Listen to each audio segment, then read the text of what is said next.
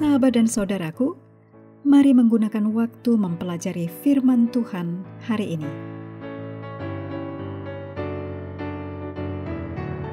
Hari Kamis tanggal 26 Juni, judulnya Kores yang Diurapi.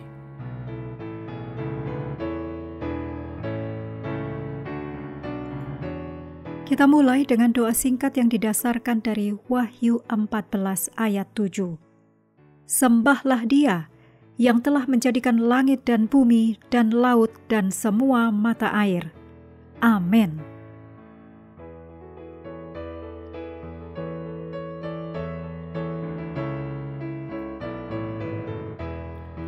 Ketika Kores menyerang kota Babel, tahun-tahun penawanan umat Tuhan telah berakhir, dan Persia mengizinkan mereka untuk kembali ke tanah perjanjian dan membangun kembali bait suci. Di bawah Kores, kekaisaran Persia menjadi yang terbesar dalam sejarah.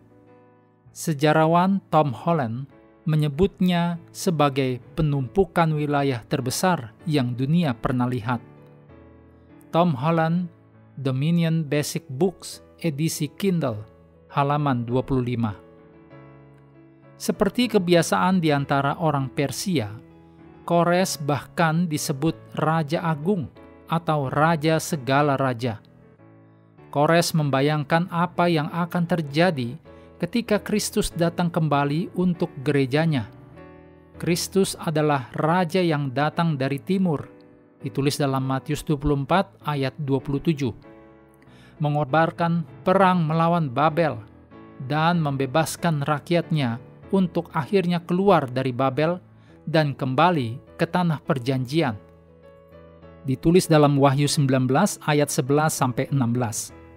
Inilah sebabnya mengapa Tuhan menyebut Kores sebagai yang diurapinya, yang ditulis dalam Yesaya 45 ayat 1. Orang Persia yang terkenal ini tidak hanya membebaskan umat Tuhan, juga serangannya melawan Babel merupakan gambaran untuk kedatangan Kristus yang kedua kali. Kisah Kores ada kesamaan dengan kisah Nebukadnezar, walaupun juga ada perbedaannya. 2 Tawarik 36 ayat 22 dan 23. Pada tahun pertama zaman Kores, Raja Negeri Persia, Tuhan menggerakkan hati Kores, Raja Persia itu, untuk menggenapkan firman yang diucapkan oleh Yeremia, sehingga disiarkan di seluruh kerajaan Kores secara lisan dan tulisan pengumuman ini. Beginilah perintah Kores, Raja Persia. Segala kerajaan di bumi telah dikaruniakan kepadaku oleh Tuhan, Allah semesta langit. Ia menugaskan aku untuk mendirikan rumah baginya di Yerusalem yang terletak di Yehuda. Siapa di antara kamu termasuk umatnya, Tuhan Allahnya menyertainya, dan biarlah ia berangkat pulang. Perintah yang dikeluarkan oleh Kores itu mempengaruhi seluruh kedatangan Yesus yang pertama berabad-abad kemudian. Urutan asli kitab-kitab Perjanjian Lama telah diubah pada zaman kita untuk diakhiri dengan Maleaki.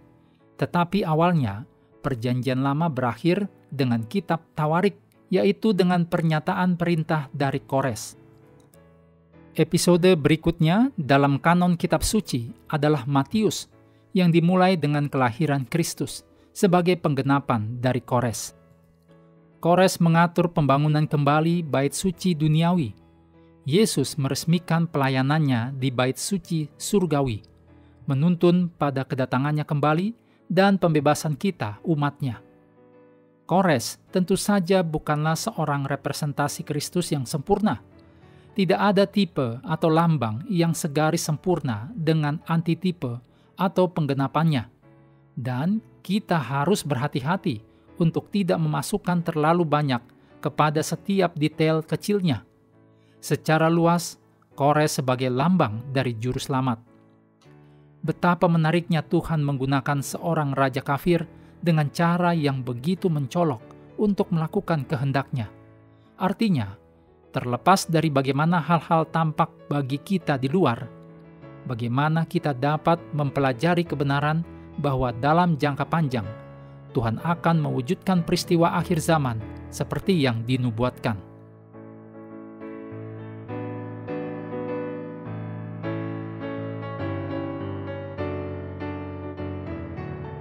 Mengakhiri pelajaran hari ini, mari kembali ke ayat inti.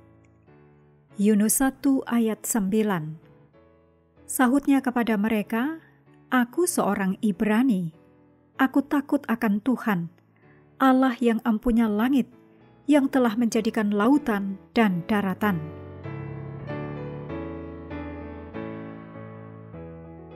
Sahabat juga perlu melengkapi waktu untuk bersekutu dengan Tuhan setiap hari dengan bacaan Alkitab sedunia. Percayalah kepada nabi-nabinya yang melanjutkan dari Keluaran pasal 21. Tuhan memberkati kita semua.